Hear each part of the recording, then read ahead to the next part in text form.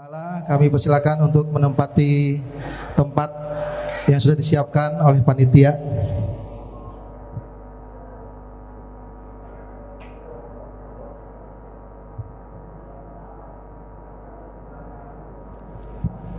Oke, sebelum kita masuk ke Ustadz, kita mau informasiin terlebih dahulu nih, bahwa banyak yang mungkin masih bingung gitu, sebenarnya baper itu apa? Baper kayaknya nggak terima gitu, Nggak terima terhadap apa yang dia lihat atau apa yang dibicarakan tentang dirinya gitu mungkin.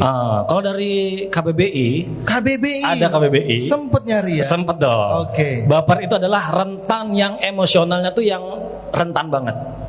Oh, Cepat marah, kayak lu, cepat marah. enggak, sekarang alhamdulillah udah enggak. Udah enggak. Mudah tersinggung dan juga terlalu sensitif. Contoh, misalnya yang sudah bersuami istri, istrinya di WA kok nggak bales, lama banget. Kayaknya dia begini deh. Kayaknya aku udah mulai nggak dicintai, udah mulai baper. Kejauhan. Kejauhan. Itu biasanya untuk yang pasutri, tapi biasanya buat yang masih jomblo gitu kan. Jangankan hanya melihat status yang nggak jelas. Kadang-kadang yang sedikit menyinggung dirinya nih, emang nggak tahu diri aja nih, udah dibantu sekarang kok tiba-tiba lupa. Langsung ngerasa. Nih kayaknya ngomongin aku ini. Iya.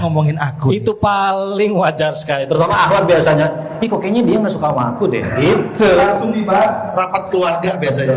Dan dia biasanya nih untuk sobat-sobat hijrah nih, baru hijrah, Ya. kadang-kadang dikasih tahu kan sama temennya. Coba caranya, udah diangkat sedikit. Iya benar. Baper. Oh, kita itu harusnya pelan-pelan lo ngasih taunya. Jangan langsung semuanya celana dicingkrangin, jenggot dipanjangin. Baper. Wah. Terkadang juga yang sobat-sobat hijrah ini yang mulai meninggalkan circle lamanya, mulai memasuki circle yang lebih baik, sesekali ngumpul sama circle lama tuh. Udah mulai disindir. Ih, ada ustadz nih, tumben ngumpul biasa. Balik lagi nih. Baper lagi. Kalau begitu, assalamualaikum Ustaz. Waalaikumsalam warahmatullahi wabarakatuh. Bagaimana tadi? Bener nggak sih tuh? Masya Allah, ini curhatan antum berdua kayaknya. Beberapa tahun lalu Ustaz. Iya, barakallahu fiik. Bismillah, alhamdulillah. Wassalatu wassalamu ala Rasulillah wa ala alihi wa sahbihi wa man walah. Fala haula wala quwwata illa billah. Ba'd. Ini ngomong anak besar sekali. Baik. Kita berbicara masalah tadi ya, baper ya, sebagaimana yang disebutin ya. Memang ini baper ini merupakan sebuah masalah ya. Karena kalau kita mulai dari awal ya, baper itu kan pada saat kita berinteraksi sama orang ya. Dan kita udah tahu bahwa kita manusia itu kehidupannya sosial, tidak mungkin bisa sendirian, nggak mungkin ya. Kita pasti akhirnya interaksi sama teman kita, sama saudara kita, sama pasangan kita, dan macam-macam. Dan Rasulullah SAW dan Allah Subhanahu Wa Taala ya telah mengatakan di dalam Al-Quran, wa ja'alna ba'dakum li ba'din fitnah atasbirun. Kata Allah, kami memang sengaja menjadikan kalian manusia dengan manusia yang lain sebagai fitnah, ujian. Atasbirun, sabar tidak kalian? Jadi hal-hal yang bentuknya baper tadi ya, itu memang tidak bisa dihindarkan dalam kehidupan sosial kita, nggak bisa. Selama kita banyak bergaul, kita banyak interaksi, pasti peluang dengar kata-kata yang tadi tuh ya, yang kayak nyinyir semua tuh, itu pasti bakal kedengeran. WhatsApp yang kadang lama balesnya, Instagram yang nggak di follow back ya, dan lain sebagainya. Itu sangat memiliki peluang gitu. Kapan? Pada saat kita bergaul ya. Tapi ya Rasulullah SAW kan juga begitu ya. Antum bayangin coba kalau Rasul kita SAW baper, kira-kira dakwah nyampe Bali ya? Nggak sampai. Ke Madinah aja nggak sampai. Bayangin di Mekah orang-orang udah bilang Nabi Muhammad SAW itu gila.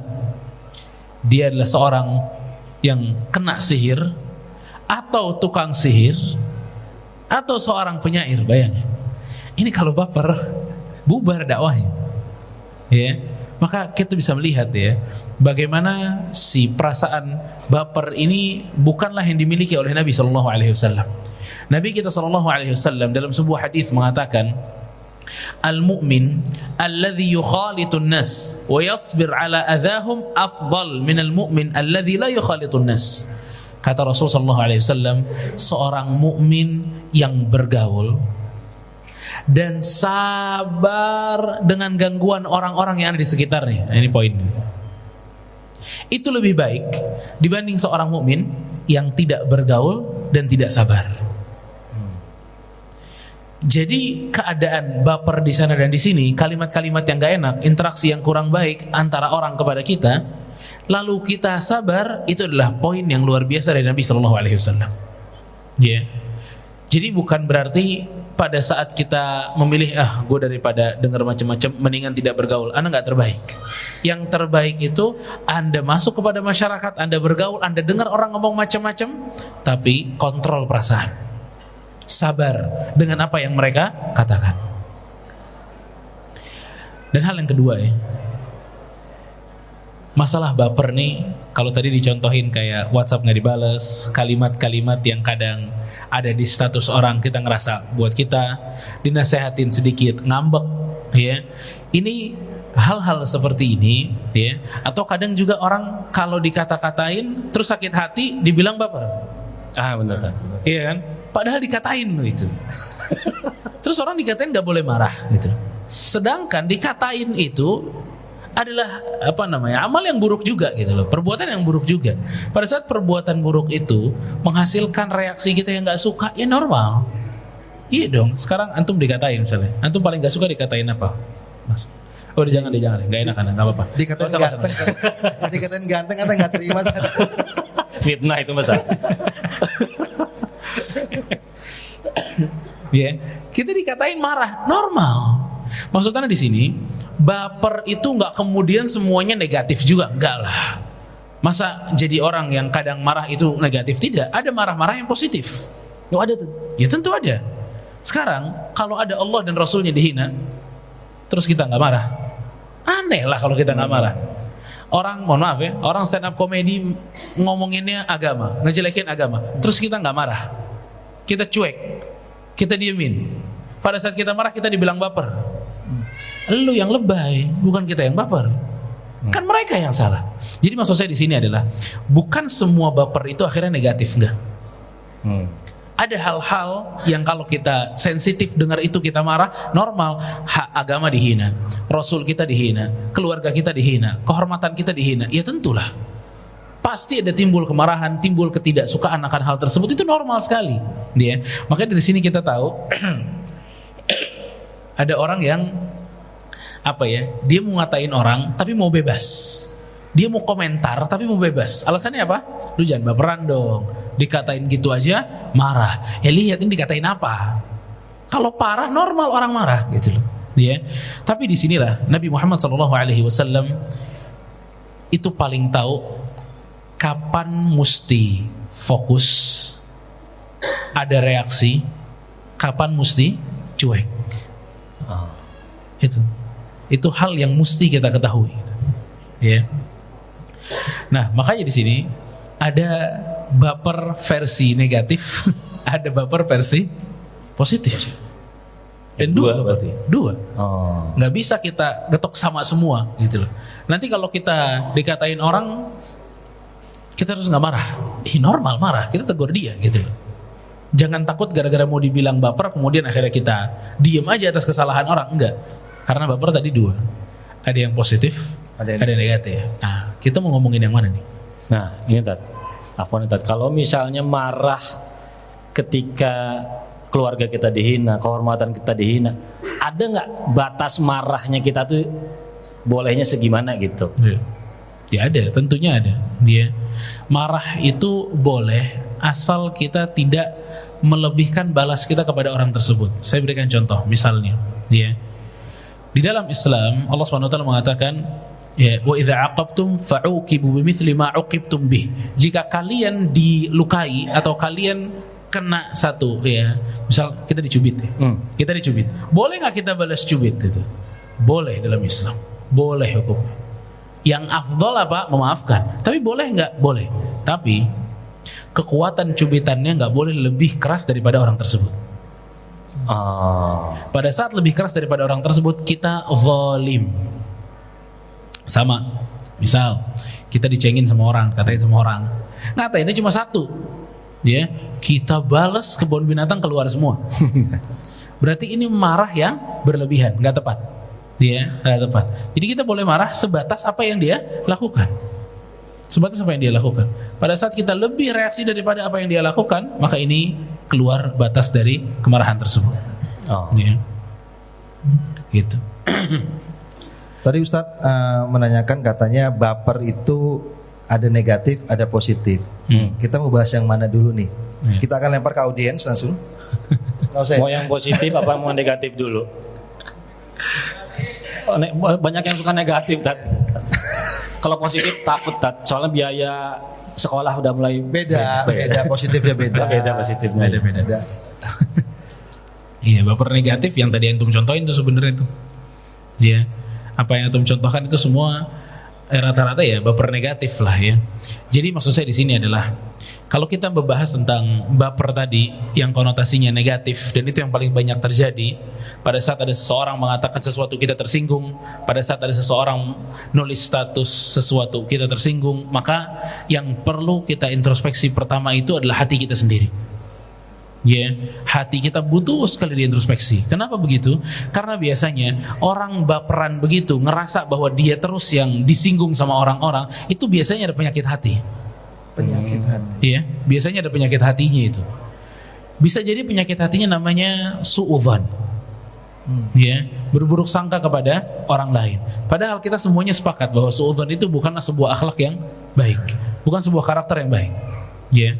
Dan seseorang pada saat dia memiliki sifat seperti itu akan menyempitkan dadanya luar biasa. Sangat menyempitkan dadanya.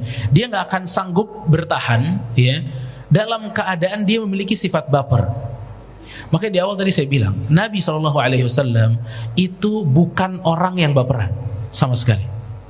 Ya, makanya tadi saya bilang, kalau Nabi baperan, nggak sampai Islam kesini. Ya, bisa ngedon duluan. Sekarang orang baperan tuh biasanya dalam hal apa sih? Ada dalam asmara misalnya, masalah percintaan. Ya, baper. Ada juga kadang dalam masalah dakwah tadi, ditegur. Ya, ditegur kemudian baper. Ini dakwah misalnya, kita nasehatin orang kepada kebaikan, lalu yang dinasehatin, setiap dinasehatin baper, marah, nggak akan jadi kebaikan. Nggak akan bisa jadi kebaikan, nggak akan bisa. Bayangin, ya, kalau Nabi SAW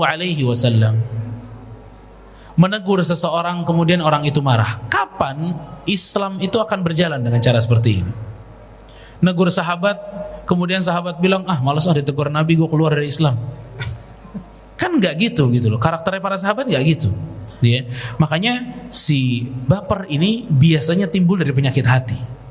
Ya. Pertama indikasinya su'udzan. Ya. Pertama indikasinya apa? Su'udzan. Jadi orang ngomong apa dipikir ke dia. Ya, orang ngomong apa dipikir ke dia. Ada satu ustaz cerita, dia khutbah Jumat. Ya, dia khutbah Jumat umum kan? Dia khutbah Jumat umum, subhanallah, ternyata ada bapak-bapak yang ngajak si ustaz itu ke rumah. Dia pikir itu akan dijamu makan. Ternyata si bapaknya bilang, ustaz ini tadi nyinggung saya ya di khutbah. Ini subhanallah, ya. Padahal setiap ustadz, ya, setiap yang ngajar itu pasti kan berbicara untuk semua orang yang ada di situ, betul nggak? Enggak buat satu orang, enggak buat dua orang, tapi buat semuanya, ya. Tapi bagaimana baper itu ngebawa orang tersebut sampai seperti itu, gitu loh, ya. Nah, tadi yang pertama bahwa indikasinya dia punya penyakit hati namanya su'udzan. Indikasi kedua, dia punya penyakit hati namanya sombong, ya, sombong. Kenapa? Biasanya kalau kita perhatikan, orang sombong itu orang yang paling sulit dinasehati. Makanya ini kita juga hati-hati ya teman-teman sekalian tentunya ya. Bahwa kalau kita ngerasa orang itu baperan, ya, itu bisa jadi kita ada benih-benih apa? Kesombongan. Dan kita tahu Rasulullah SAW mengatakan, la yadkhulul jannata man kana fi qalbihi mithqala dzarratin min kibr. Tidak akan masuk surga seseorang yang punya secuil kesombongan.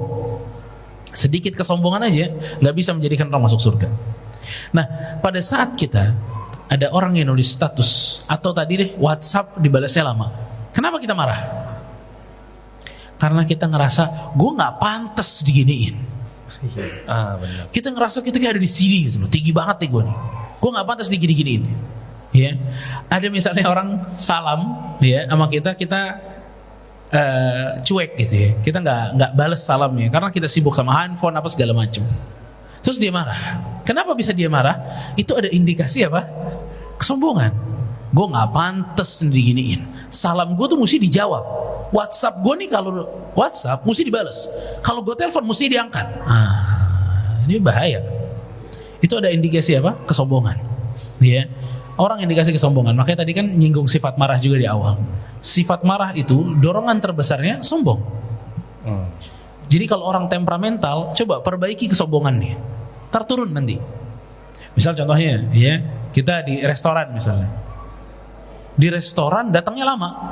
Mesen datangnya lama, ya kan? Iya, kalau marahnya normal kita nggak tercela. Tapi ada yang marah luar biasa. Gubrak meja, karyawan dipanggil semua. Mana bos lu datang sini. Sudah luar biasa. Dia. Kenapa kita sampai semarah itu? Karena kita ngerasa gue nggak pantas. Orang seperti saya pesan makanan terus datangnya lama nggak pantas. Karena kan kita bisa tanya, ente siapa ya? Sampai ngerasa bahwa tidak pantas seperti itu kan gitu loh. Ini dari mana timbulnya? Sombong. Makanya sombong ini penyakit yang luar biasa. Ya, dia menggerogoti akhlak baik gitu. Dia bikin karakter kita tumpul. Karakter kebaikan tumpul dengan sombong. Ya, maka itu indikasi pertama yang paling bahaya, yaitu seseorang memiliki suudzon dan memiliki apa? Kesombongan. Ya, memiliki kesombongan. Nah, selain itu, ya, bahwa si baper ini, ya, itu bisa kita bendung selain dengan kita memperbaiki hati. Ada satu akhlak ini, ya, ada satu akhlak ini indah banget. Saya jamin nih, semua ikhwan dan akhwat sekalian, jika kita bisa mengamalkan akhlak ini yang satu ini nih, karakter yang satu ini, dijamin hidup bahagia. Dijamin nih hidup bahagia. Rasul punya akhlak ini, ya, akhlaknya itu namanya at-taghaful. Apa tuh at-taghaful? Coba lempar ke teman-teman. Ada yang tahu? At-taghaful? Kita kasih hadiah. Umroh, hadiah apa nih? Umroh senilai voucher tadi 1 juta ya, 1 juta, voucher 1 juta. Vouchernya kurangnya sekitar 30 jutaan ya. Vouchernya dikumpulin banyakin, bisa nggak berangkat? Nggak bisa. Nggak bisa ya. Nggak bisa. Tetap ya. Ada yang tahu at-taghaful? At-taghaful, silakan langsung. Memaafkan. Maafkan belum tepat. Belum tepat. Sedikit lagi. Ada? Akhwat bisa jawab nggak? Akhwat ada yang bisa jawab dari akhwat mungkin? Ada Mungkin tadi. panitia. Bapak silakan Pak. Oh mic-nya, oke boleh mic-nya. Saya kira gini-gini tadi mau diajak berantem tadi. Coba Bapak dulu. Oh Bapak boleh Pak. Tidak menganggap itu suatu masalah tadi. Tidak menganggap masalah. Ini benar ini. Benar tadi. Iya, ini benar ini. Barakallahu fiik. Kasih saya. Kasih hadiah dulu berarti. Kasih hadiah saya. Itu disiapin aja nih buat di akhwat. Sekarang pertanyaannya telah terjawab soalnya ini. Tidak menganggap sesuatu itu masalah gitu tadi. Betul. Nah, ini yang mau kebahagiaan daripada terpenjara dengan perasaan baper terus. Ini harus belajar akhlak taghaful. Ini kunci nih. Taghaful itu pada saat kita, cara mudah memahami taghaful, cuek. Bodoh amat aja gitu. Dablek. Itu bagus ternyata. Bagus. Bahkan Hasan Al-Basri mengatakan akhlakul karim, orang mulia punya taghaful. Orang mulia itu punya taghaful. Maksudnya apa? Enggak semua problem di hadapan kita harus kita pikirin. Enggak semua yang terjadi di hadapan kita jadikan beban hidup, tidak. Coba lihat Nabi SAW. Bagaimana Nabi SAW ya, itu diserang lewat segala sisi. Tapi apa yang Nabi SAW pikirkan? Apakah Nabi kemudian gara-gara dikatain orang gila merenung sehari? Oh gila, kacau banget dia dikatain orang gila. Kan enggak. Coba kalau kita yang diserang netizen, postingan kita ada yang salah, komen kita ramai, Iya, benar. itu bisa-bisa kena mental itu. Tapi bagaimana Nabi Sallallahu Alaihi Wasallam? Nabi tahu banget kapan waktu cuek, kapan waktu untuk menyelesaikan masalah tersebut. Ya, itu adanya di mana? Taghaful. Akhlak taghaful, teman-teman sekalian, rahimani wa rahimakumullah. Imam Ahmad sampai mengatakan, kata beliau, tis'atu a'syar husnul khuluq fi taghaful. Sebagian besar akhlak itu justru ada pada sifat taghaful. Cuek. Saya berikan contoh. Dalam kehidupan rumah tangga, apakah semua hal yang tidak sesuai dengan keinginan kita harus dikomentari? Tidak perlu. Ini yang bikin bertahan. Oke, misal Mas Iri misalnya naruh handuknya sembarangan Di atas kasur. di atas kasur. Apakah istri mesti marah terus gara-gara handuk suami di situ terus? Nggak perlu. Nggak perlu. Itu hal-hal kecil. Kalau kita komentari dan kita fokuskan, kita detailkan, merusak gitu. Betapa banyaknya orang ribut gara-gara hal kecil remeh. Kenapa? Nggak punya taghaful. Mesti dicuek aja, jangan anggap semuanya jadi masalah. Sama, ya. Kita juga sebagai suami sama. Kadang kita datang, istri lupa menyiapkan apa yang kita telah inginkan. Dia lupa satu kali, nggak usah jadi bahan untuk perdebatan. Taghaful aja, udah pura-pura bodoh aja, pura-pura nggak tahu aja. Bahkan ada seorang ulama namanya Hatim al-Asam. Hatim al-Asam, asam itu artinya tuli. Sebenarnya dia tidak tuli, tapi sebagian referensi mengatakan bahwa Hatim ini waktu ada wanita bertanya sama dia minta fatwa, wanitanya kentut. Waduh, itu parah juga kentut depan ustadz kan ya? Itu si wanita gimana kira-kira perasaannya? Aduh, Allahu Akbar. Kan gak enak banget kan? Apa yang dilakukan Hatim al-Asam rahimahullah? Dia ngedekat, dia bilang irfa'i sautek. Coba kencengin suaranya. Jadi dia memposisikan diri bahwa gue budak nih gitu. Jadi jangan khawatir, kentut yang tadi tidak saya dengar. Itu namanya apa? Taghaful. Dia gak menjadikan kentut ya parah, gak lebay gitu, ya, nggak dibuat seperti itu. Itu namanya akhlak taghaful. Ya, ini yang bisa bikin Anda bahagia. Ngelihat status orang begini dan begitu, cuek aja. Kalau itu baik, ya diambil baiknya aja. Tapi jangan ngerasa itu buat dia. Itu tuh yang bisa melarikan dari perasaan yang suka baper kepada perasaan yang lebih membahagiakan. Taghaful. Itu kunci. Oh, jadi kalau misalnya kita sebagai suami gitu Tat, Iya. sering dibilang sama istri, kamu kok cuek banget sih, itu sebenarnya taghaful Tat. Belum Ya nggak tentu. juga, nggak juga. Oh, enggak ya? Nggak juga. Kan siapa tahu bisa jadi kunci untuk rumah tangga Tat. Orang saya taghaful Ya, kok. saya udah curiga bakal ngomong ke sana Desta. Oh gitu ya. Iya. Dia dapat angin segar berarti. Iya. Tadi berpikirnya sih gitu Tat. Oh, taghaful. Semoga istri saya juga denger ya. Taghaful itu untuk masalah-masalah yang sepele. Yang sepele. Yang sepele, saya berikan contoh. Nabi SAW dalam satu keadaan, ya, ini dalam surat At-Tahrim ya, teman-teman pasti insya Allah pernah dengar nih. Ini surat At-Tahrim. Itu artinya adalah pengharaman. Kenapa? Karena Nabi SAW di surat itu mengharamkan sesuatu yang dihalalkan oleh Allah. Ini tidak boleh. Ya, ini termasuk ekstrim. Sama dengan orang yang suka menghalal-halalkan apa yang haram, itu juga ekstrim. Mengharamkan apa yang halal itu juga nggak boleh. Jangan dikit-dikit haram belum tentu gitu. Nah, Nabi SAW punya kasus seperti itu. Kenapa? Nabi SAW dalam beberapa riwayat dikatakan Nabi SAW mengharamkan madu, ya, mengharamkan madu. Singkat cerita, ya, ternyata Nabi kita SAW, ya, itu bilang kepada salah satu istrinya, Hafsah radhiyallahu anha kalau tidak salah. Ingin Nabi SAW tuh pengen ngasih tahu rahasia, suatu rahasia. Nabi udah bilang, Hafsah, ini off the record ya, rahasia nih, jangan dibocorin ke siapa-siapa. apalagi ke Aisyah. Tapi kita tahu istri Nabi SAW yang 9 itu ada geng-gengnya. Ya, ada geng-gengnya. Nah, gengnya Hafsah, Aisyah. Ya, karena ini anaknya Umar, ini anaknya siapa? Aisyah anak siapa? Abu Bakar. Hafsah anaknya Umar. Bapaknya temenan, anaknya juga dekat. Ya. Singkat cerita kan Rasul udah bilang rahasia, kata Rasul. Oke, ternyata Hafsah biasa, kadang perempuan ya. Lu jangan bilang siapa-siapa ya. Itu kalimat kunci rahasia dunia terbongkar. Ya kan? Gue cuma cerita sama lo doang nih. Ya udahlah, itu biasanya bubar. Dia cerita kepada Aisyah radhiyallahu anha, cerita tentang rahasia itu. Dan subhanallah, ini kan Nabi SAW.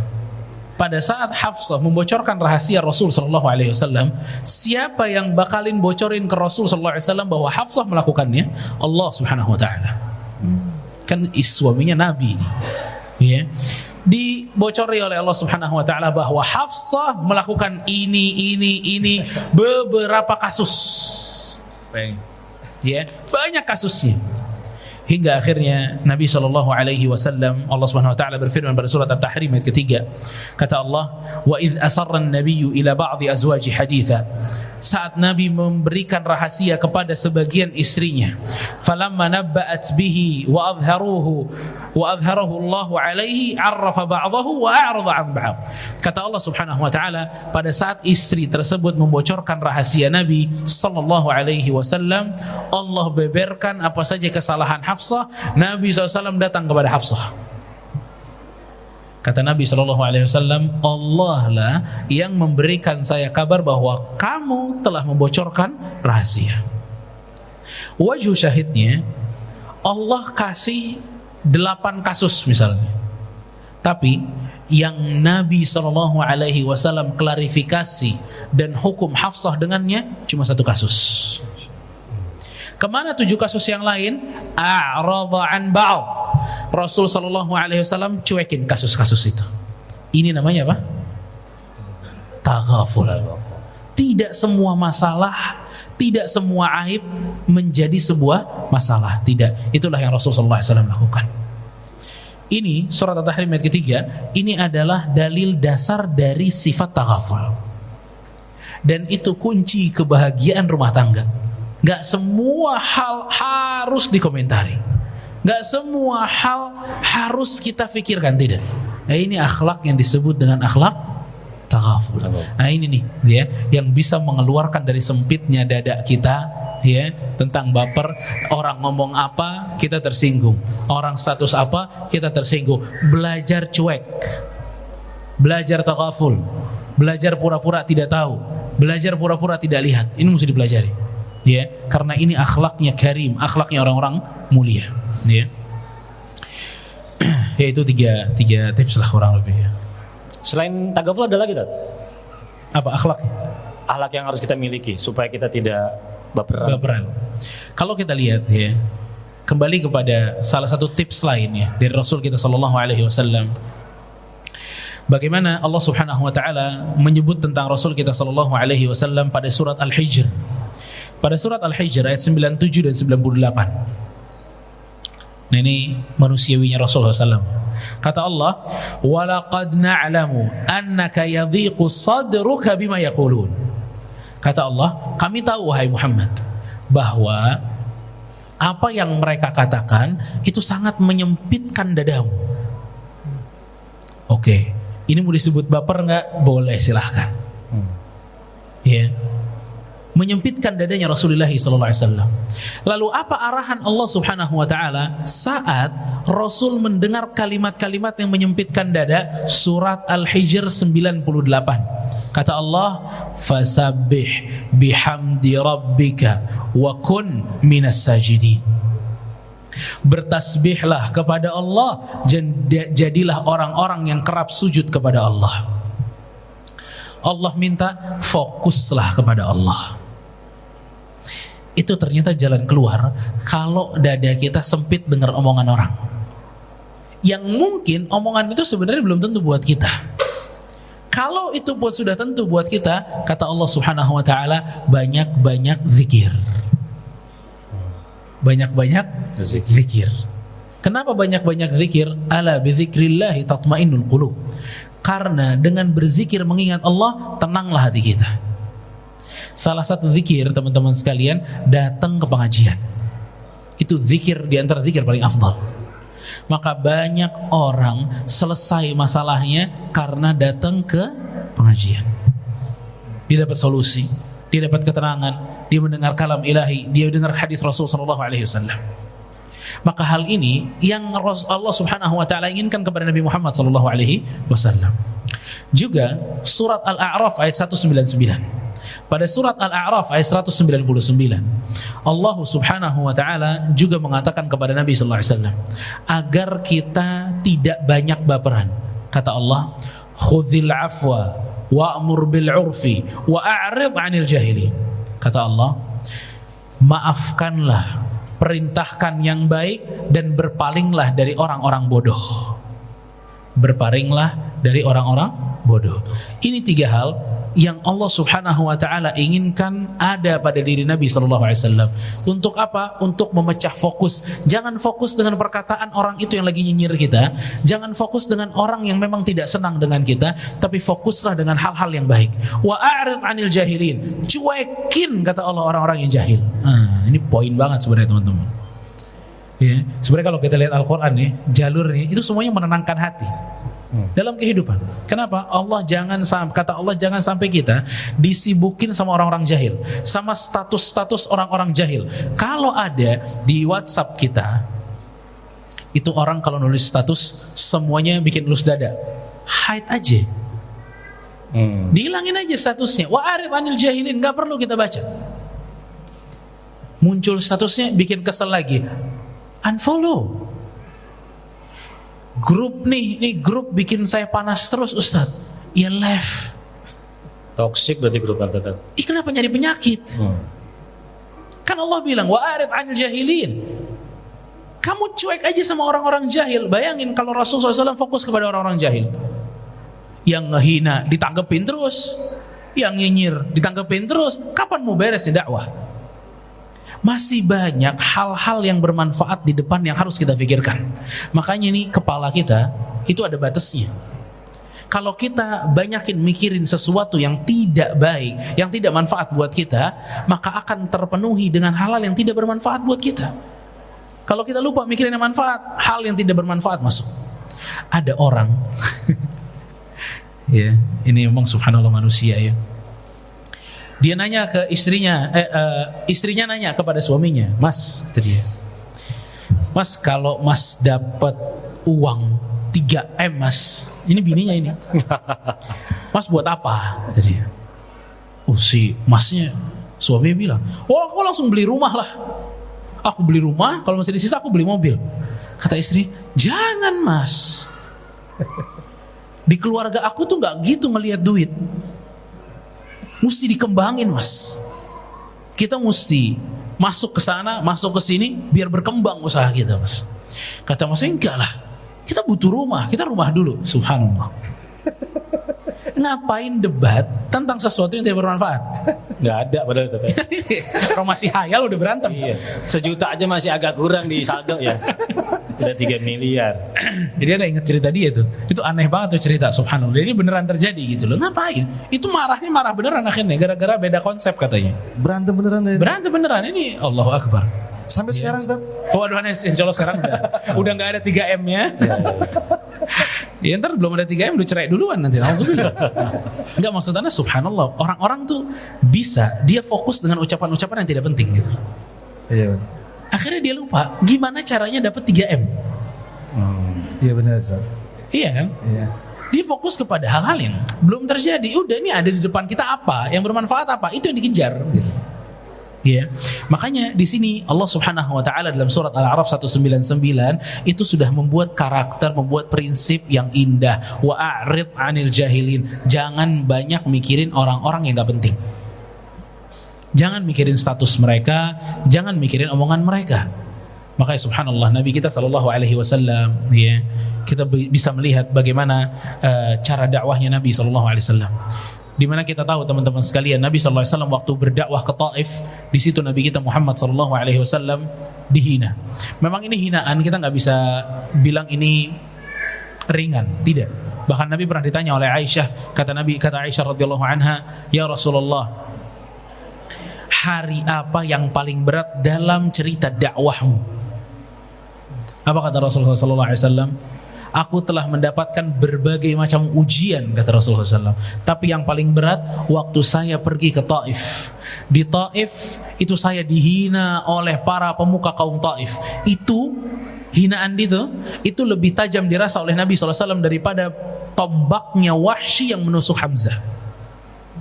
Gak ada yang lebih tajam daripada mulutnya orang Taif di waktu itu. Luar biasa. Memang perkataan ini luar biasa menyakiti hati. Tapi bagaimana Nabi SAW bisa mengontrol perasaannya? Saat Rasulullah SAW tertunduk merenung, ya, sedih, tidak ada satupun, ya, dari orang Taif yang beriman di kala itu. Nabi SAW berjalan hingga akhirnya kata Nabi SAW, "Aku melihat awan telah menaungiku dan aku lihat ada malaikat Jibril. Malaikat Jibril mengatakan bahwa, ya Muhammad, sesungguhnya ada dua malaikat penjaga gunung yang siap menerima perintahmu. Malaikat ini menawarkan, aku akan timpakan dua gunung Akhsyabain ini kepada penduduk Taif, karena mereka telah mengatakan sesuatu yang tidak baik untuk Nabi SAW. Tapi Nabi SAW mengatakan, la, jangan, kata Rasul. Bal arju an yukhrijallahu min aslabihim man ya'budullah wa la yusyriku bihi syai'an. Tapi aku berharap, kata Rasulullah SAW, dari keturunan mereka ada orang-orang yang beribadah hanya kepada Allah, tidak menyekutukannya dengan sesuatu apapun. Masya Allah. Nabi SAW keluar dari hinaan-hinaan mereka itu justru dengan memaafkan mereka. Bebas langsung hatinya. Bebas langsung hatinya. Kita juga lihat Abu Bakar As-Siddiq radhiyallahu anhu yang akhirnya memaafkan seorang seperti Mistah yang ikut andil besar dalam menyebarkan isu perzinahan anaknya sendiri. Kenapa Allah meminta Abu Bakar untuk memaafkannya? Agar hatinya Abu Bakar plong. Kenapa? Yang bikin gak plong itu apa? Dendam. Itu yang bikin hati itu kadang nyesek, sumpek, ya, kita bingung, gelisah, ya dendam. Makanya di ayat surat Al-A'raf 199 kita bisa melihat khudzil afwa, maafkanlah, wa'mur bil urfi, perintahkanlah kebaikan, wa'rid 'anil jahilin, dan cueklah dengan orang-orang yang jahil. Masya Allah, jadi kita tercerahkan, Gir. Betul. Bahwa sebenarnya baperan itu bukan cuma di kalangan pertemanan, suami istri, bahkan di main bola juga banyak yang baper. Maksudnya? Karena nggak diumpan. Baper. Aku Iya. nggak penting di klub ini. Kok aku nggak pernah diumpan sama temen aku? Padahal fan football. Padahal fan football. Jadi nggak Bayarnya fun. sama ya. Bayarnya sama. Bayarnya sama. Tapi alhamdulillah juga Ustadz sudah memberikan jawabannya. Betul. Ada namanya sikap cuek. Betul. Makanya di sepak bola ada umpan cuek. Itu gimana mungkin tuh? salah satu obatnya juga mungkin ya. Umpan cuek. Ada umpan cuek, gol Takuful. cuek. Betul. Iya. Oke, Tat. Untuk tema kali ini kan Muslim itu berperan, Bukan baperan. Nah, sekarang kalau untuk peran anak muda nih, Tat, yang malas berperan kan banyak. Kadang-kadang sampai kebablasan banget, disuruh datang ke kajian aja kadang-kadang malas banget. Untuk anak muda nih arahannya ya saya, kira-kira apa nih biar bisa berperan dari yang paling kecil sampai yang paling luar biasa nih, Tat? Iya. Kalau kita mau berperan, pertama jangan punya sifat baperan. Itu paling penting. Itu dulu. Iya. Oke. Hilangin dulu baperannya. Sekarang kita pengen berperan ya. Cuma kan dalam berperan itu prosesnya nggak mungkin clean, bersih, mudah, enggak. Kadang kita dihina oleh orang. Iya gak sih? Kadang kita disinggung beneran sama orang. Kalau kita mikirin apa yang mereka katakan, kapan kita mau berperan? Iya gak? Jadi memang fokusnya itu harus bener-bener peran kita manfaat. Itu fokusnya. Saya berikan contoh. Kalau saya sebutkan nama Khalid bin Walid, apa yang kira-kira muncul di kepala kita. Siapa tuh Khalid bin Walid? Komandan perang. Dalam sejarah Khalid bin Walid tidak pernah kalah. Menang terus. Ya, clean sheet. Clean sheet sih. Nggak pernah kalah sama sekali. Sampai dia masuk Islam, terus dijadikan sebagai komandan perangnya. Terus. Rasul meninggal, dia masih menjabat. Abu Bakar jadi khalifah, masih menjabat. Umar jadi khalifah, turun. Diganti sama Umar. Nah, udah. Abu Ubaidah bin Jarrah. Ini subhanallah. Ditaruhlah Khalid sebagaimana prajurit-prajurit lainnya. Mantan jenderal nih. Masih aktif lagi, bukan pensiunan. Masih kuat lah ya. Masih kuat banget. Diturunin, dikasih kepada prajurit-prajurit biasa. Tapi yang kita lihat, pada saat ditentukan oleh Abu Ubaidah, Khalid, kamu di bagian ini, nggak jadi jenderal lagi. Sebagai ketuanya Umar mengatakan turun, nggak jadi jenderal lagi. Apakah kemudian Khalid bin Walid baperan? Wah, parah nih. Umar nurunin saya. Ini kalau di kita, live group kita. Nggak kuat, wah kurang ajar.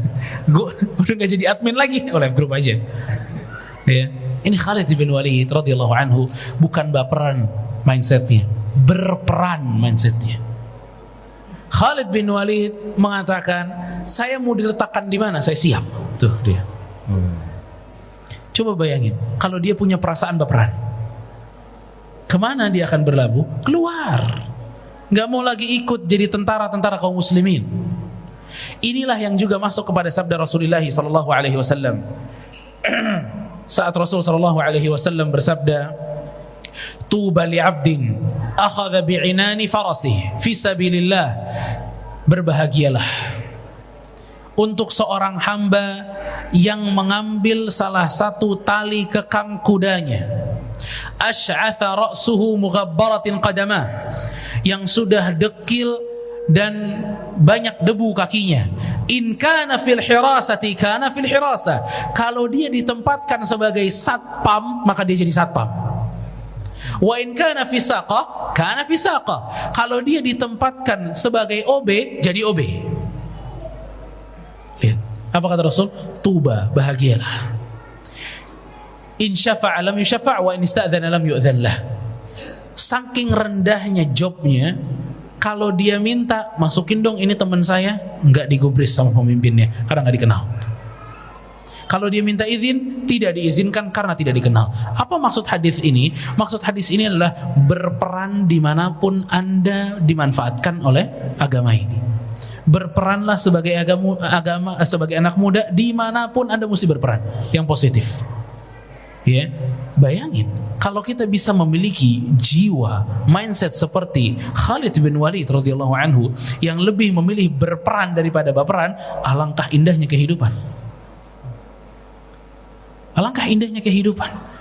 Berarti perhatiin deh, kok bisa sih seorang Khalid bin Walid sejarah clean sheet itu kan nggak bisa hilang dari dia, betul kan? Kok bisa mau turun jabatan sejauh itu? Kira-kira kalau Khalid punya rasa suudzon, bertahan nggak?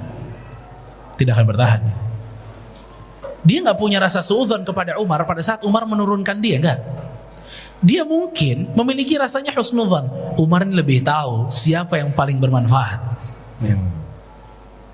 Mungkin nggak Khalid bin Walid punya kesombongan di situ? Tidak mungkin. Kalau dia punya kesombongan, nggak akan gabung sama tentara yang itu. Masa sih dulu yang disuruh-suruh sekarang sebarisan? Siapa yang kuat? Itu kalau dia punya rasa kesombongan, tapi nggak punya. Mungkin nggak Khalid bin Walid itu tipenya baperan, mikirin terus kenapa gua ya yang turun? Apa dia taghaful?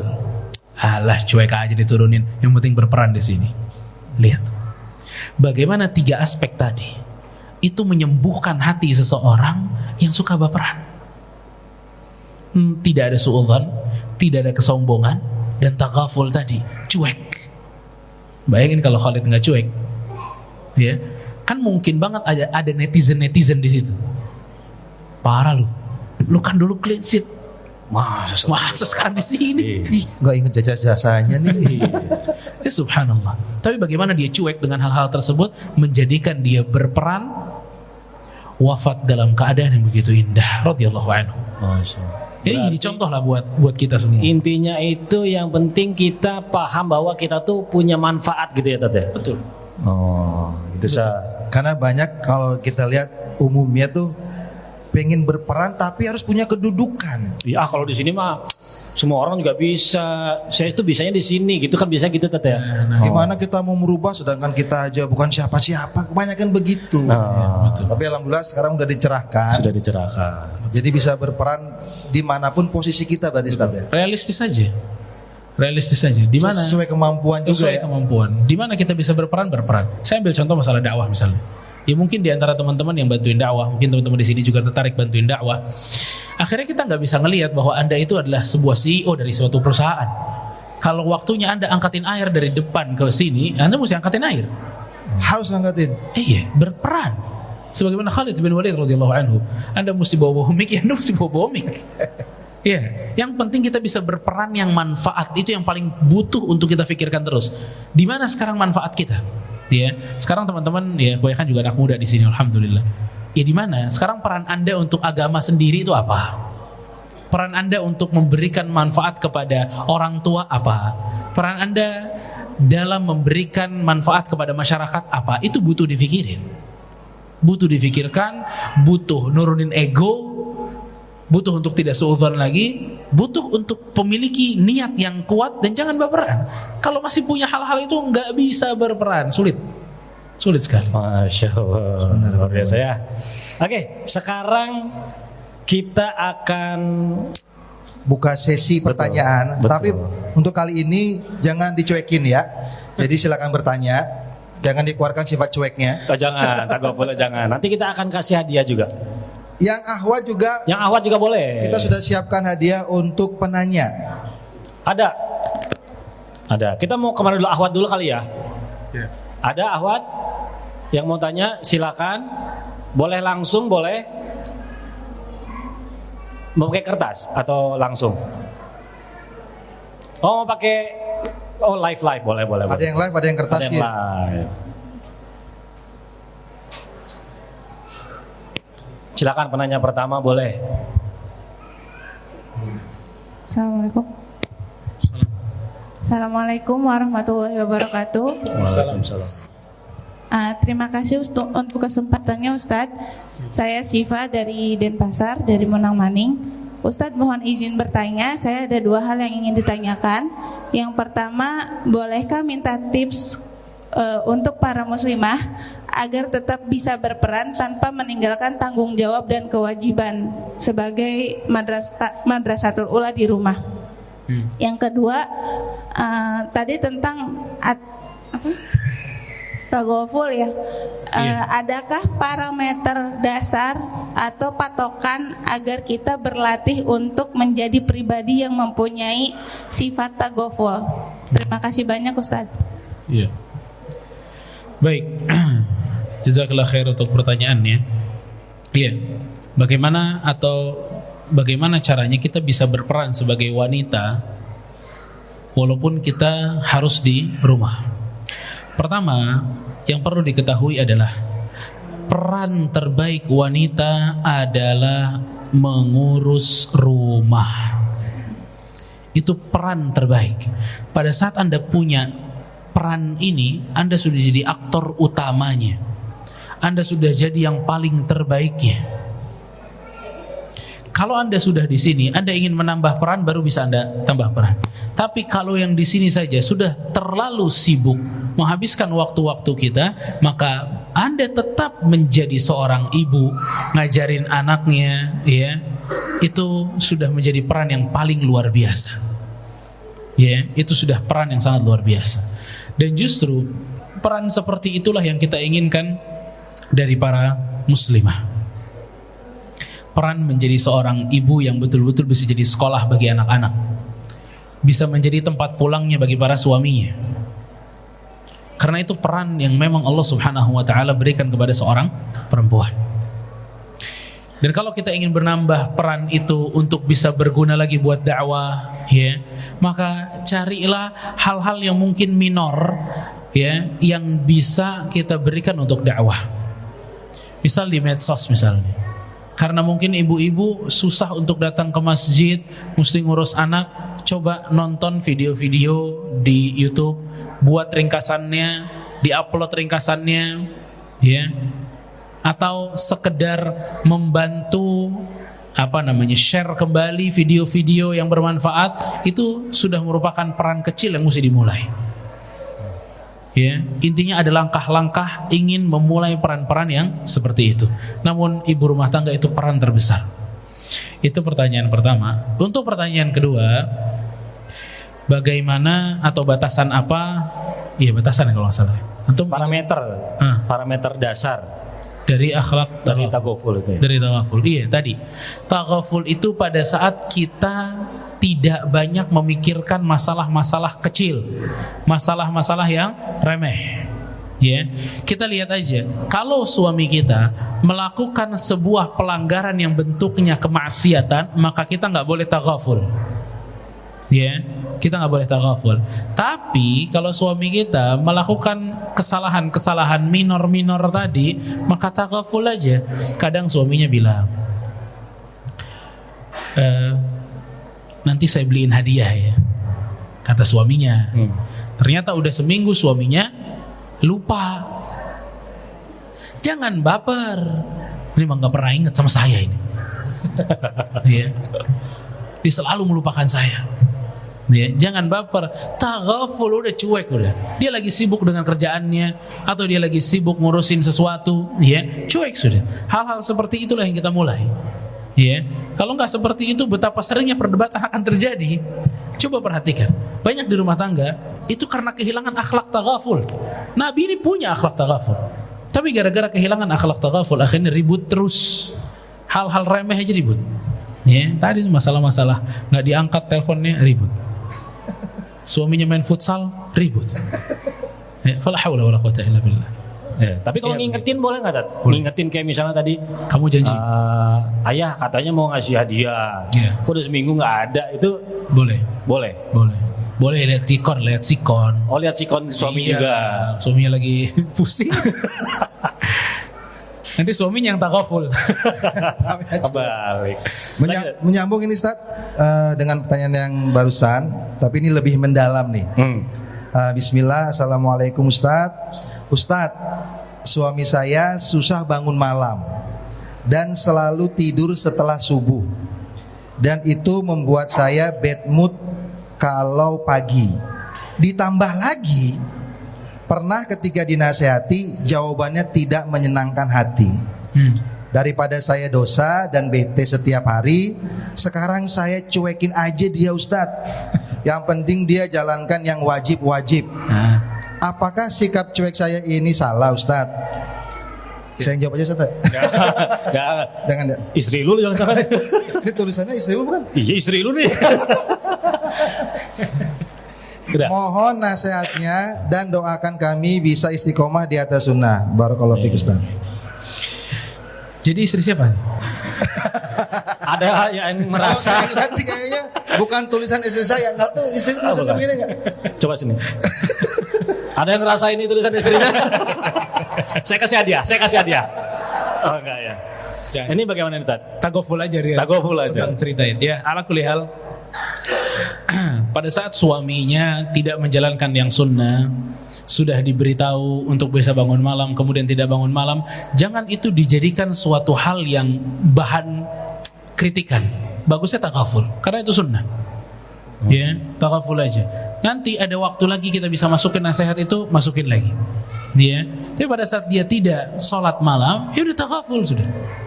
Ya, karena memang sholat malam itu bukan sebuah kewajiban.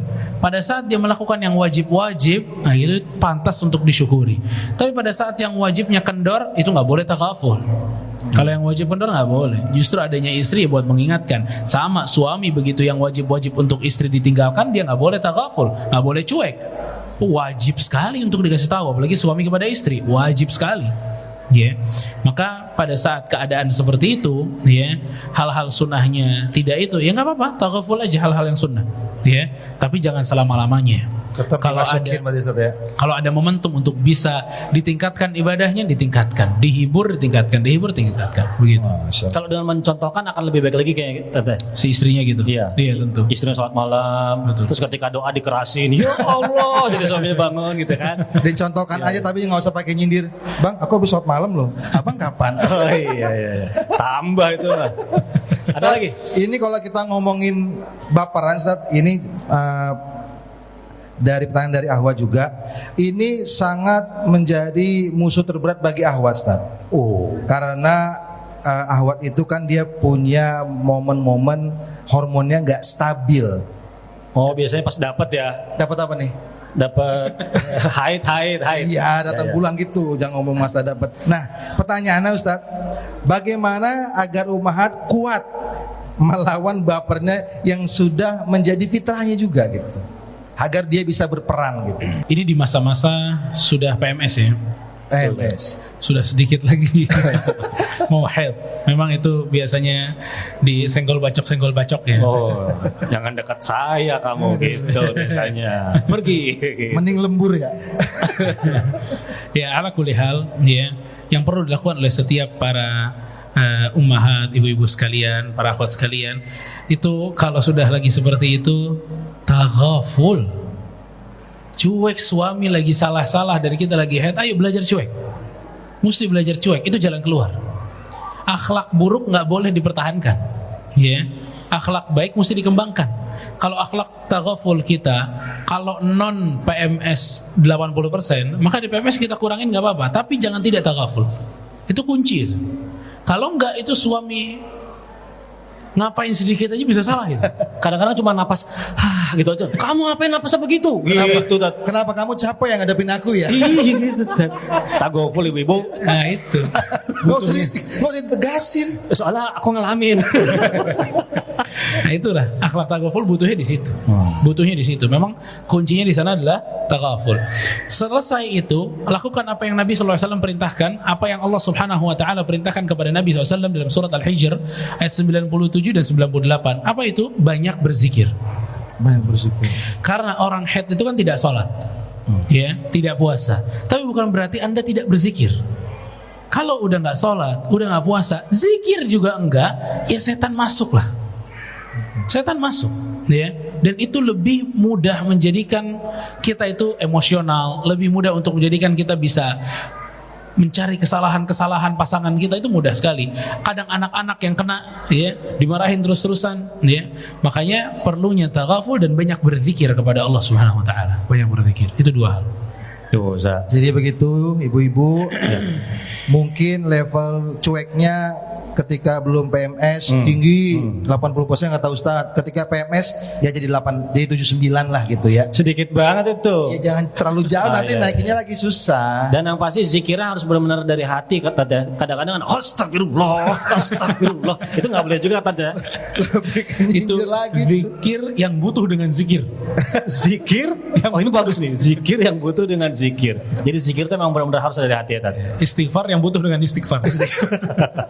Oke, Ahwat udah. Ada satu lagi nih.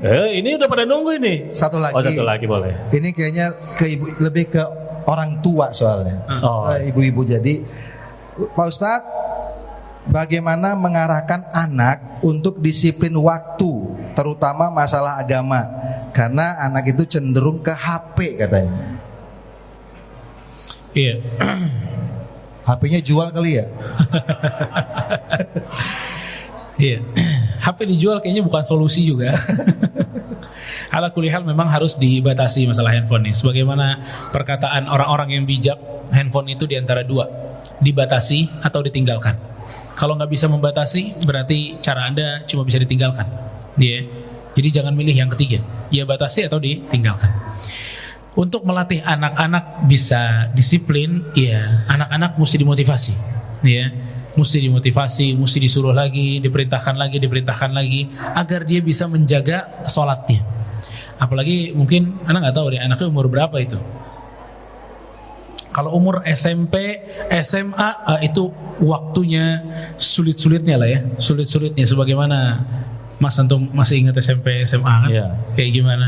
Ya, bagaimana sulitnya menjadi orang tua ngurus anak SMP, SMA. Yang sulit banget disuruh sholat. Ya, ala kulli hal intinya, ya, tetap mesti disuruh.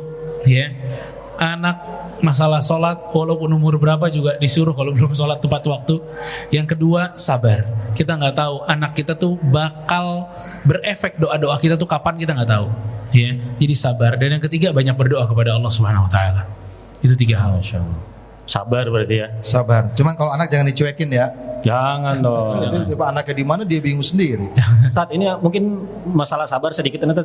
Sabar itu ada batasnya, berarti salah Tat ya. Sabar ada batasnya, salah. Namanya sabar juga ada batasnya dong, itu berarti salah ya. Enggak sabar. Berarti nggak sabar ya. Tuh ibu-ibu dengerin. Apalagi ngomong biasa ibu begini, aku udah sabar ya mas. Iya. Tapi nadanya tinggi. Aku udah sabar ya mas. Iya. Oke, kita ke Ikhwan sekarang. Ke Iwan ya. Tadi untuk yang tadi sudah sempat dibacakan pertanyaannya, silakan nanti panitia untuk memberikan hadiahnya. Sekarang kita ke Iwan ya. Siapa yang mau tanya? Oh ada lagi. Abang kok banyak banget pertanyaannya bang. Dari tadi kertasnya banyak banget. Bismillah, Assalamualaikum warahmatullahi wabarakatuh. Waalaikumsalam. Bismillah. Perkenalkan, nama Ana Usman Umar Nabhan, tinggal di Denpasar Barat, Monamanding sini. Ana izin bertanya Ustaz. Bagaimana cara kita membangun karakter muslim yang kuat mental, tidak mudah tersinggung, tapi hati ini tetap lembut gitu. Syukron Ustaz. Iya, barakallahu fiik. Pertanyaannya bagus. Dapat hadiah enggak? Dapat. Dapat. Bisa. Baik. Pertanyaannya singkat, ya. Bagaimana bisa hatinya tetap lembut tapi tidak tersinggungan dan seterusnya. Betul. Udah dapat? Baik. Jawabannya panjang. Apa Tat? Jawabannya panjang. Jawabannya panjang. Panjang. Walaupun pertanyaannya singkat, bagaimana menjadikan hati itu lembut? Panjang, bisa 2-3 pengajian jalan bahasannya itu. Tapi singkatnya itu adalah, ya, cara mudahnya adalah jangan lepas datang ke majelis ilmu. Jangan lepas datang ke majelis ilmu. Itu hal yang singkat, hal yang penting untuk kita rutinkan. Jangan pernah lepas dari yang namanya majelis ilmu. Kalau hati mau lembut, datang ke majelis ilmu. Ya, sepekan 2 kali, sepekan 3 kali datang. Datang ya, kita bukan ngomongin nonton YouTube atau lihat short ya, bukan. Tapi datang ke majelis ilmu, ketemu dengan teman-teman yang lain, ngaji sama ustadz, ya. Itu bisa sedikit demi sedikit kita dapat informasi bagaimana melembutkan hati. Nanti kita dengar ayat, kita nanti dengar hadis, ya. Dan kuncinya dari situ. Ya. Kalau kita ingin melembutkan hati, kuncinya dari situ. Datang ke majelis ilmu. Begitu. Wallahu a'lam. Oke. Satu lagi ada hubungannya dengan yang baperan. Dan ini sangat umum terjadi Ustadz. Jadi ada teman yang baperan, sedikit-sedikit tersinggung. Jadi membuat teman-teman yang lain jadi repot nih. Mau ngelakuin apa-apa, aduh takut dia tersinggung. Takut dia tersinggung. Jadi mohon nasihatnya Ustadz, apa yang harus dilakukan? Oh ini orang lain nih Tat. Menghadapi teman Orang yang begitu. seperti ini. Iya. Iya. Kalau orang yang suka baperan, ya, kita nggak punya jalan lain kecuali menasehati. Tapi kalau dinasehati, Baper. itu resiko yang harus ditempuh. Oh. Ya. Itu resikonya. Nabi SAW itu penasehat yang paling ulung, dai yang paling pandai, paling bijak, paling lembut. Apakah dengan seluruh karakter yang dimiliki oleh Nabi SAW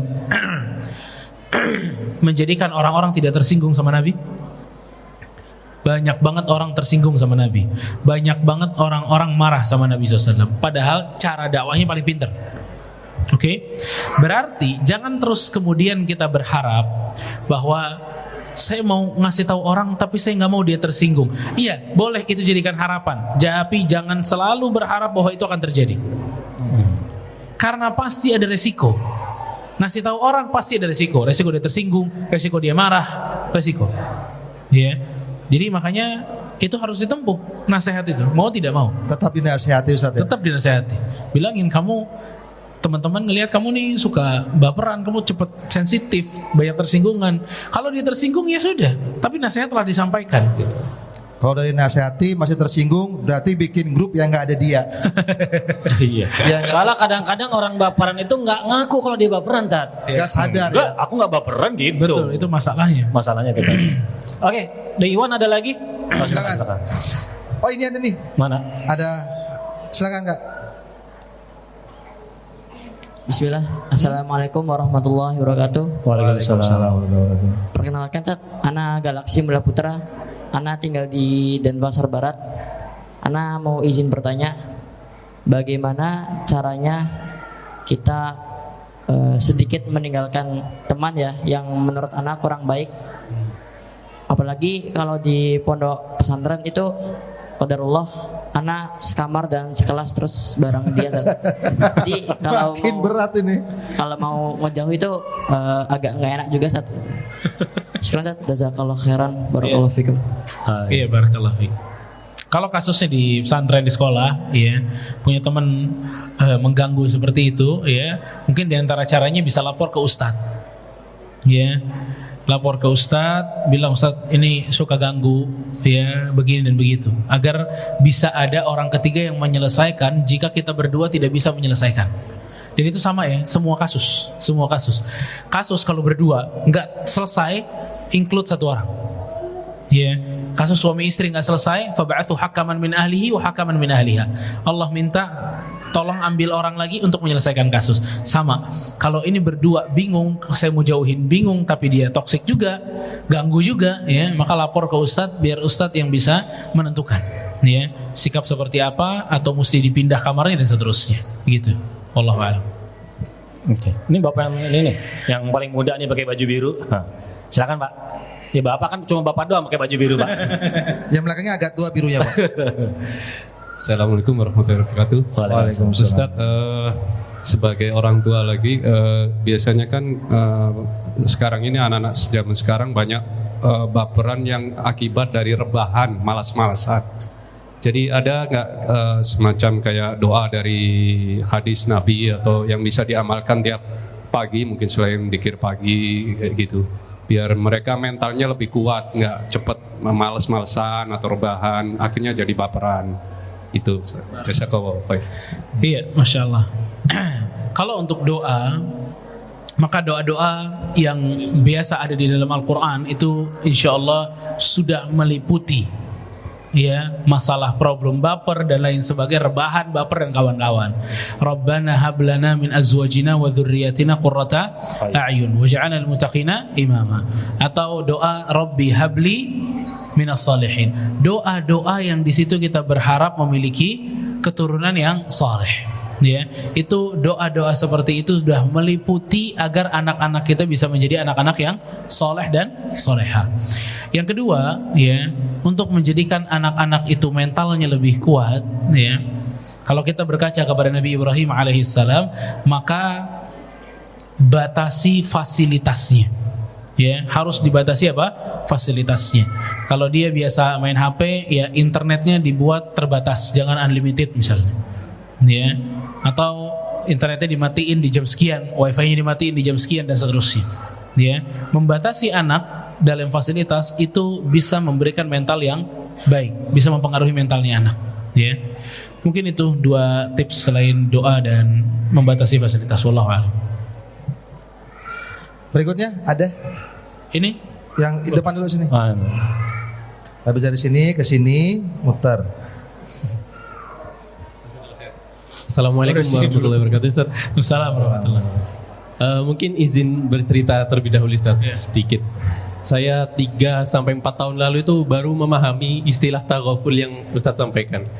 Mungkin pemahamannya sedikit berbeda Ustadz. Tadi Ustadz menyampaikan bahwa taghaful itu bodo amat atau cuek terhadap hal yang kecil. Namun saya waktu itu memahaminya bodo amat atau cuek terhadap hal yang terkait dengan dunia selain agama, seperti itu. Mulai saya terapkan Ustadz. Saya terapkan dalam sehari-hari dari diri pribadi, berkeluarga, kemudian masyarakat, dan bekerja di lingkungan-lingkungan tersebut. Namun semakin lama saya menerapkan sifat taghaful yang saya bahas tadi, itu semakin rasanya hilang wibawa dan ketegasan saya sebagai seorang laki-laki, terutama ya, apalagi seorang suami yang memiliki istri. Dari situ bahkan sampai saya dicela sedemikian rupa, tidak ada rasa panas dalam hati saya, tidak ada. Bahkan saya dizolimi itu tidak ada sama sekali rasa panas dalam hati saya. Bahkan waktu itu saya ingat sekali pernah ditabrak oleh motor, dan itu memang ugal-ugalan, dia yang salah, gak pakai helm. Saya jatuh, terluka, tapi saya nggak bisa marah. Di hati saya itu tidak bisa terbakar. Bahkan saya sampai memaksa diri saya untuk bermarah saat itu. Jadi orang-orang saat yang saya di jalan itu seperti acting, karena orang-orang di sekitar berpihak pada saya dan saya harus menjadi tokoh banyak gitu. Saya pura-pura marah jadinya ke orang itu. Dan saya teringat oleh ayah saya rahimahullah taala, beliau adalah seorang yang bisa dikatakan memiliki sifat taghaful. Namun seperti halnya saya melihat ayah saya selama hidupnya itu wibawa dan ketegasannya mungkin bisa berkurang, kan? Walaupun sepeninggal beliau ternyata mulai terkuat satu demi satu kebaikan beliau dan orang-orang mulai bersimpati terhadap beliau. Namun bukan itu yang saya inginkan saat memiliki sifat taghaful. Saya menginginkan sifat taghaful diimbangi dengan ketegasan dan kewibawaan. Bagaimana kita mempadukan dua hal itu? Itu saja. Barakallahu fiik. Iya. Taghaful ya itu akhlak yang baik, cuek terhadap masalah-masalah kecil itu. Tapi jangan sampai kita jadi ekstrim kanan. Ya, ekstrim kanan itu semuanya dijadikan bahan taghaful. Cuek aja itu nggak boleh. Ekstrim kiri juga tidak boleh, yaitu sensitif ya. Semuanya dikomentar ya. Tapi yang benar tengah-tengah. Masalah-masalah yang remeh, yang tidak membuahkan, yang tidak punya potensi membuahkan masalah yang besar, kita cuekin. Ya, kita cuekin. Tapi bukan berarti semua masalah kita cuekin. Tetap ada masalah-masalah yang butuh untuk kita kasih tahu. Misal, contoh, ya, istri kita keluar, ya, tanpa memakai busana yang tepat. Cueklah. Dosa cuek begini. Ya, ini masalah besar. Ada tanggungan di suaminya, ya. Maka taghaful itu juga harus dipraktekkan tengah-tengah. Karenanya orang yang paling mempraktekkan taghaful itu kan Nabi. Dan Nabi SAW tidak jatuh wibawanya gara-gara taghafulnya di depan mata istrinya.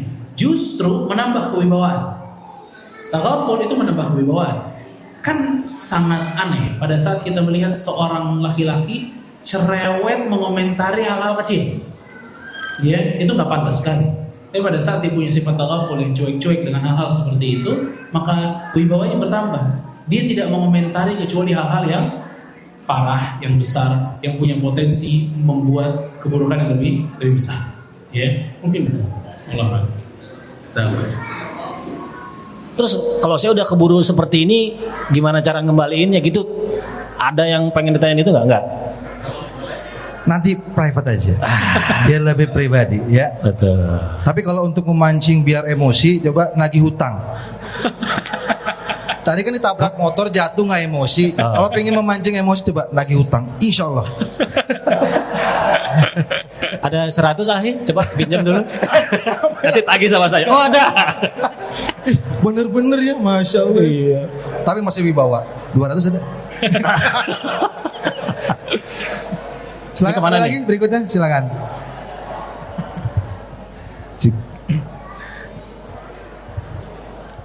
Bismillahirrahmanirrahim. Assalamualaikum warahmatullahi wabarakatuh. Waalaikumsalam.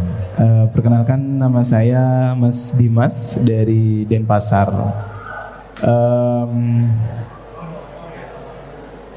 sedikit cerita juga Ustadz. Jadi kita semua yang datang di sini ini kan pasti dari latar belakang yang berbeda. Tentu dari latar belakang yang berbeda ini pula akan timbul dalam kehidupan kita masing-masing pastinya. Baik itu ke depannya, baik itu dari masa lalunya. Kemudian menurut Ustadz nih, atau pandangan Islam, tentunya Al-Quran dan hadis, sejauh mana peran manusia itu tidak terlepas dari karakter para orang tua, gitu. Menurut pandangan Islam atau konsep Al-Quran, ada atau tidaknya peran manusia itu dari silsilah keturunan dari para orang tua.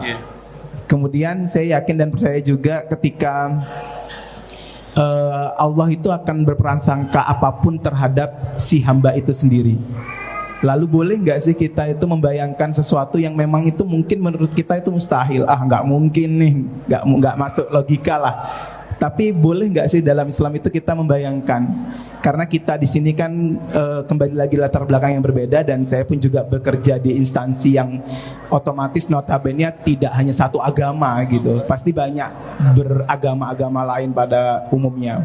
Lalu bagaimana kita meletakkan posisi peran kita yang sifatnya adalah kita itu seakan-akan biar tidak terlihatnya fanatik, tidak kesannya bahwa kamu tuh gini gitu Ustaz. Nah itu menimbulkan suatu Islam itu dianggap eksklusif, tidak bertoleran begitu.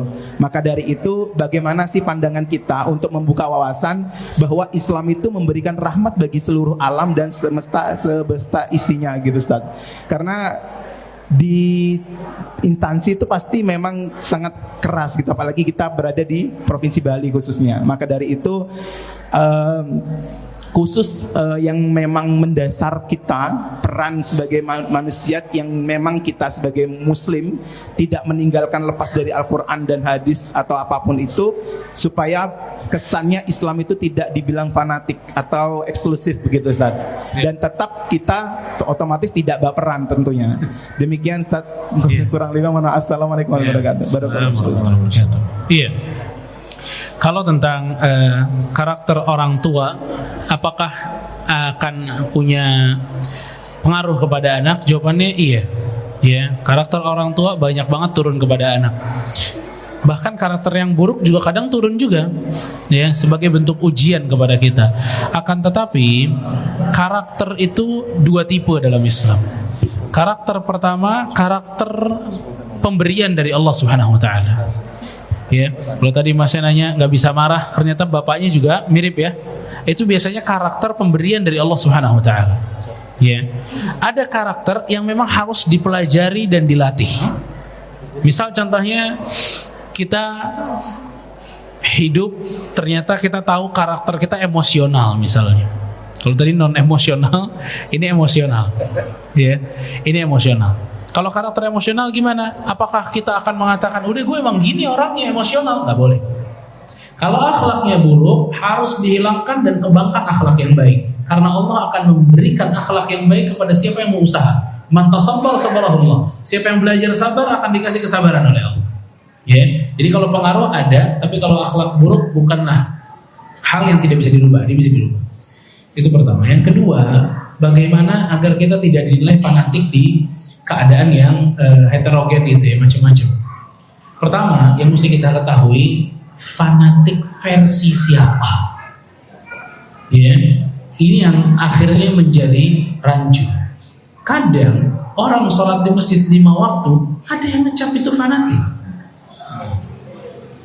Itu kan udah salah dalam definisi fanatik. Ya.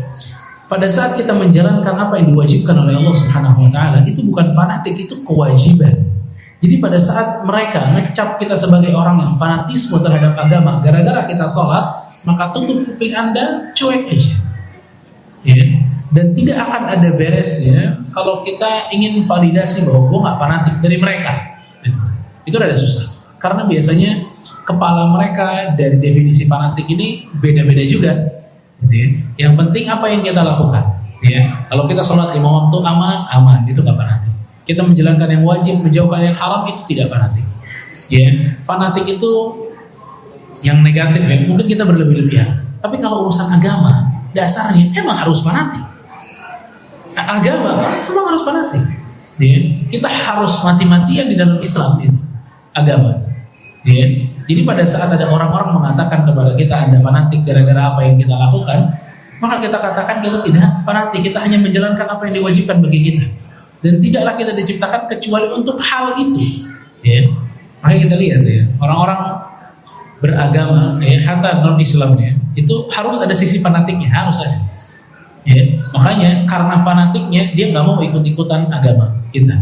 Ya. Nggak tahu di sini ada yang non-Islam nggak datang ke sini? Nggak ada. Nanti kita cek daftar tamu. Ya, mumpung nggak di masjid kan maksudnya, bisa aja. Ya. Kalau dia nggak mau datang, kenapa? Ya, bukan Islam, fanatik lo. Maksudnya akhirnya fanatik semua agama gitu. Tergantung framing fanatik itu mau dibawa mana. Ya, maka kalau kita peduli dengan ucapan-ucapan mereka hingga mengendorkan kewajiban-kewajiban kita, maka kita yang salah. Ya, kita yang bisa lapar akhirnya di sini. Ya, maka kita fokus aja dengan apa yang Allah Subhanahu Wa Taala katakan, apa yang Rasulullah SAW sebutkan. Ya, adapun toleransi udah diatur rapi dalam Islam. Kita bisa lihat, ya, negara-negara dahulu berkembang sampai sekarang berkembang yang Islam, semuanya orang-orang kufarnya nggak diapa-apain, ya, nggak diapa-apain, nggak ada masalah apa. Salah satu contohnya di Bali, ya, nggak diapa-apain, nggak ada masalah apa, nggak ada masalah yang berarti besar dan lain sebagainya, ya. Jadi itu juga melambangkan bahwa Islam itu ya sangat toleran sekali, ya, begitu. Allah.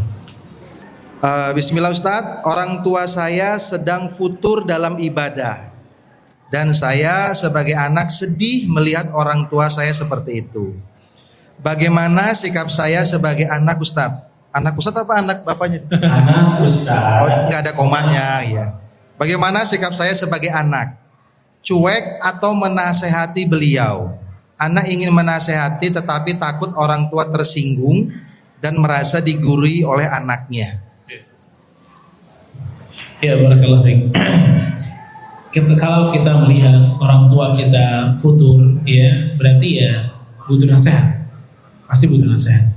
Dan futur itu, ya futur itu yang biasanya sholat sunnah nggak sholat sunnah, itu futur namanya. Oh. Yang biasa baca Quran per hari nggak baca Quran, itu futur namanya. Yang biasa sedekah tidak sedekah, itu futur namanya. Tapi kalau dia nggak sholat wajib, itu hancur namanya. Bukan futur lagi, ya itu udah kebablasan. Jadi futur itu tingkatan sunnah-sunnahnya yang hilang, ya. Jadi kan kebanyakan orang suatu teman anak futur gimana? Udah nggak sholat lagi, itu sudah hancur, bukan futur, ya. Makanya Rasulullah SAW mengatakan siapa yang di masa futurnya kembali kepada Allah dan Rasulnya maka dia selamat.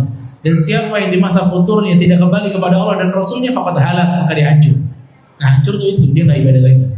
Futur itu kekurangan ibadahnya, kurangi. Ya. Jadi ada hal buat seorang anak tetaplah menasihati orang tua, tapi stepnya dimulai dengan doa.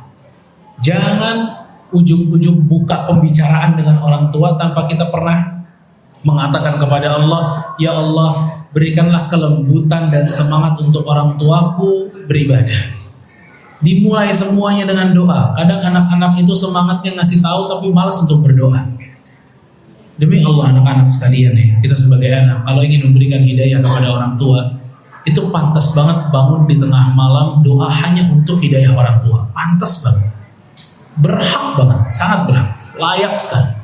Ya, karena ini orang tua kita, haknya besar. Jadi kita doain mereka, lalu kemudian barulah kita bisa masukin kepada mereka nasihat-nasihat kita.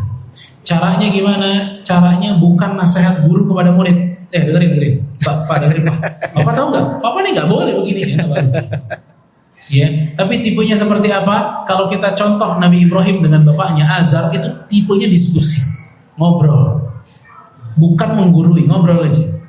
Ya, maka saran saya kalau di zaman sekarang bisa dibawa sambil makan, ya, sambil nyantai, sambil ngobrol-ngobrol tipis, ya. Hal itu dulu diomongin. Nanti bubar lagi, kapan waktu ngobrolin lagi. Jangan disikat terus kesalahannya, gerahlah.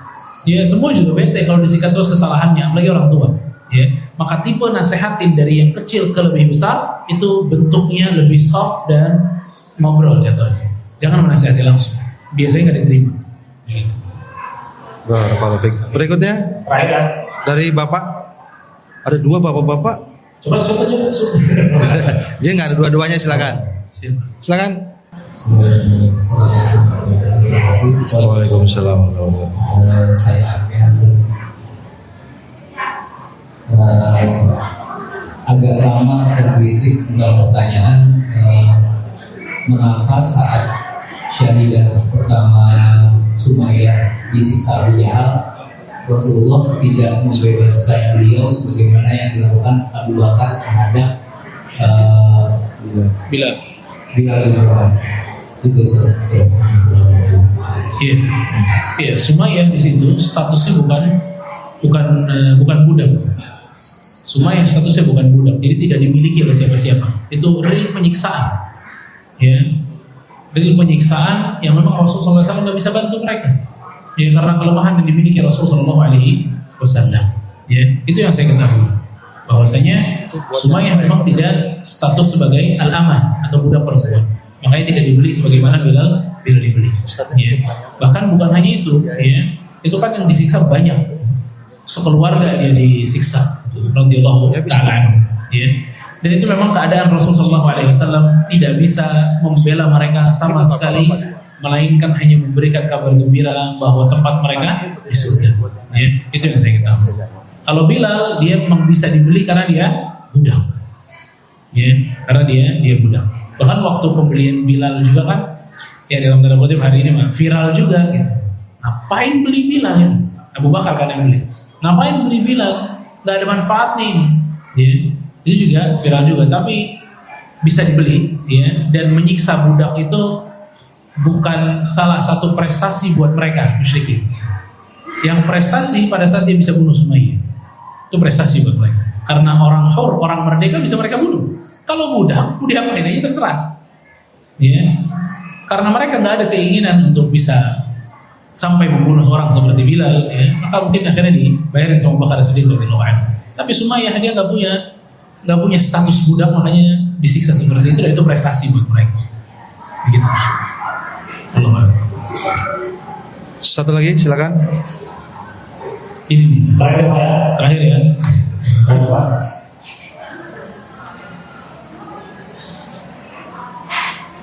Terima kasih Ustaz. Assalamualaikum warahmatullahi wabarakatuh. Nanti pertanyaan terakhirnya adalah boleh nggak kita beradab tawafil tadi? Terima kasih atas penjelasannya. Ustaz itu jujur saya baru tahu. Jadi ceritanya ketika kita berprofesi tentang jasa di Bali itu bermacam-macam orang. Mohon maaf, lebih tepatnya ketika yang menggunakan jasa kita adalah teman-teman non Muslim gitu. Itu di rumahnya bervariasi gitu. Kadang kita ketika masuk ada anjing berkeliaran gitu. Lalu kita meragukan nih, gitu kan. Ini lantainya gimana ya gitu. Walaupun kita tidak tahu, orangnya mengatakan, Mas, anjingnya sudah saya amankan, saya masukin kamar gitu.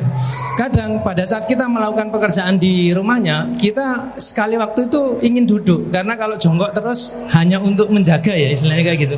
Kita berusaha sekuat mungkin supaya kita tetap jongkok, supaya pakaian ini tetap suci, karena nanti akan sholat dan lain sebagainya gitu. Dan seperti itu. Nah, kadang setelah itu terlalui, ketika kita transaksi misalnya nih, proses pembayaran gitu, mohon maaf ini dalam tanda kutip kita servis nih, istilahnya kayak gitu, entah servis televisi dan lain sebagainya. Nah, itu disuruh duduk. Sekali waktu kita pernah melihat anjing itu cangkruk duduk di kursi itu gitu kan, walaupun di kursi berbeda. Wah, bisa-bisa anjingnya pernah duduk di kursi ini, misalnya seperti itu. Nah, boleh nggak kita bersikap cuek gitu kan?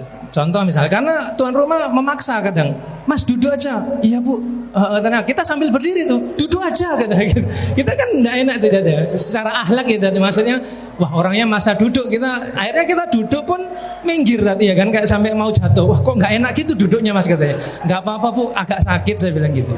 Nah itu dilema di kita ya kayak gitu. Terus kadang ada kalau di rumah konsep Bali itu ada semacam kayak apa ya, wantilan atau apa gitu ya. Itu yang tinggi dudukannya. Itu kadang kita mohon maaf buka televisi itu juga di sana gitu kan. Nah itu nggak ada alas, nggak ada. Memang dia memang punya anjing tapi ya itu diragukan. Nah itu boleh nggak kita mohon maaf nih dengan akhlak taghaful itu ya bismillah istilahnya kayak gitu. Mudah-mudahan ini dimaafkan oleh Allah untuk supaya kita bisa duduk dan lain sebagainya. Itu terima kasih. Iya, barakallahu fikum. Iya. Akhlak taghaful, ya. Akhlak taghaful itu tidak bisa dipakai untuk masalah-masalah seperti itu. Ya. Masalah-masalah syubhat, ya. Bingung ini najis apa tidak najis, ya misalnya seperti itu, ya. Itu tidak bisa pakai taghaful. Kalau fikih itu harus jelas-jelas. Ya. Akan tetapi yang saya ketahui bahwa najisnya anjing itu ada di liurnya. Najisnya anjing itu ada di liurnya. Memang ini khilaf ya di antara para ulama, apakah badannya juga najis atau tidak. Ya, tapi yang saya ketahui bahwa liurnya yang najis. Ya. Jadi pada saat dia menempel di satu tempat, ya, dan hal itu juga tidak menyisakan atau membekaskan najis si anjing tersebut, maka tempat itu hukumnya masih hukum dasar, bersih. Ya. Sekarang Pak, kalau saya sebutkan lantai ini najis apa suci? Ini lantai ini. Hah? Suci. Ayo apa? Suci. Suci lah. Suci 1000%. Kita pergi keluar Pak, aspal itu. Suci apa najis? Suci. Hah? Suci. Suci. Apa? Suci kan? Yakin itu? Suci dalam debu. Suci. Suci benar. Suci itu kan? Kenapa? Karena semua permukaan suci dalam Islam. Kapan tidak suci? Kalau ada najisnya. Ya, kalau ada najisnya. Contohnya itu anjing saya kencing tadi Pak di tempat duduknya. Ah, itu jadi berubah, itu najis. Ya, Pak itu anjing saya tadi jilat-jilatin tempat duduknya. Ah, itu jadi najis. Ya, tapi kalau secara umum kita nggak lihat najisnya, maka kembali kepada prinsip awal bahwa itu bersih, suci. Ya, suci dan bersih. Oh, mungkin bisa pakai kaidah itu di rumah-rumah orang kafir. Ya, kalau Bapak masih ragu ya jangan duduk berarti. Ya, begitu. Wallahu a'lam. Kalau itu jasa apa Pak? Bapak tadi katanya jasa apa? TV Pak ya? Elektronik Pak. Kalau 40 inch rusak itu? Mumpung ketemu gitu, mumpung ketemu. Berarti semua permukaan itu kalau di Islam Suci. Berarti kalau ada cewek yang bilang ke kita, ih muka lu najis, berarti salah ya rata-rata. Taghaful aja. Tapi jangan baperan juga. Iya. Permukaan bukan permukaan. Bukan, beda. Permukaan tuh bukan termasuk ini. Iya, sebelum kita tutup Ustaz, mohon izin dan yang pasti kita tutup dengan doa kepada Tuhan.